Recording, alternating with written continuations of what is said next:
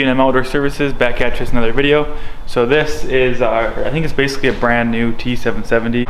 So we purchased this machine, so we're gonna have it for a while, so we figured why not try out an auto grease system. I know they do a lot of bigger equipment, not a lot of smaller equipment has it. Looks like we already put just basically 400 hours on it already. Wow. So we purchased this machine sometime this summer, we put 400 hours on it.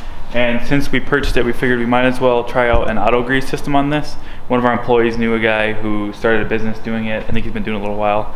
Don't really know a ton about them. We had them install this for us. So as you can see, some of the lines here are a little bit exposed. These little brackets that are welded to the boom, and then basically the lines are connected to them.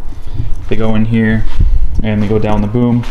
We had this installed basically right after we got the skid loader, so it's been on here for basically the full 14 hours. So I'm confident now I can give you guys a pretty good review on how well this works on a skid loader. Whereas LubeCore is the name of the company that installs these. You only have to fill that up like every 250 hours or so. I think we did like 250, 230, something like that. So I mean, this whole summer we had to fill it up once. And to fill it up was really easy. You just get a bucket of grease with a pump, it's way cheaper. Stick the valve right on there and you pump it up until it's full. It's that easy. So see the lines come out, kind of go down here, go to each one of these arms. You can see they got like this little, it's like a little metal bracket. If you do a lot of forestry work, the lines up here, I mean, they're right on the edge, so that might get to be an issue.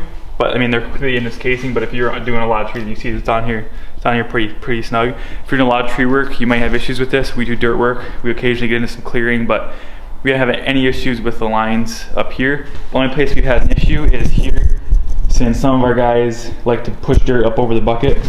So we had a couple on either one of these, and those got broke a few times, so we're finally just sick of it. So we put regular grease zerks back in there, and as well as this one, since this one would have to come down in here, is really no good way to do it.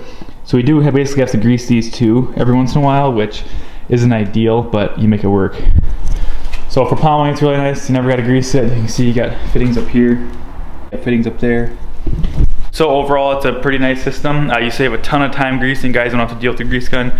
You still have those couple. I mean, you grease those. It depends on what kind of soil you're in every once in a while, but overall, it's good. Basically, if you want to keep the machine clean over time, you know, you see a little bit of grease wearing out, coming out like that.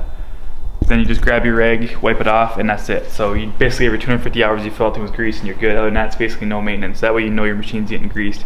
I think they said like every time you lift the boom, shoots a little tiny dab of grease. So, and you can adjust it. You can adjust like more or less grease depending on what kind of dirt you're in. So you can adjust it all right there. It's super easy to adjust the grease amounts up and down, and away you go. So it's worked pretty good. You see you got this one in here. They weld these little cups on. This machine's already been in the winter salt all year, so a little rusty there, but as you can see, got nice little guards on there. And yeah, that's about it. Overall, it's pretty good. Since it's on a skid loader, there's really no other good place to put it. On an excavator, I've seen rock structures, he put his like right in the side compartment of the excavator. But in a skid loader, obviously you can't do that. So right there, so you lose a little bit of visibility, but it's not bad. You can kind of see out that corner, see around it. So that's what it's like from the cab, just so you know what to expect. Not much protective stuff down there. And you can see it's already starting to rust here. It's we handle a lot of salt with this thing, so our brand new machine's starting a little bit of rust already, but what do you do? That's the name of the game in Minnesota. So don't quote me on this, but I know for an excavator, I think I was talking to Ziegler the other day, I think they said it's like 10 to 12 grand to do it on like a big excavator, like a 25-ton excavator, to get this grease set up. For this skid loader, don't quote me, but I think it was like around 4 grand if I remember correctly, to get this all set up. So you don't really need a grease gun, it's just all self-sufficient, so that's really nice. So that's that. Let me know if you have any experience with these in the comments below. Let me know if you've ever had an auto grease on any piece of equipment. I know a lot of farmers do it, but a couple of municipals around here do it, so they seem to be busy installing them. So I'll tag the name of that company. I think it's LubeCore. I'll tag the name of that company in the description below. If you would like to get something like this set up on one of your machines, give them a shout, tell them I sent you, and that's all I got for you today in this one.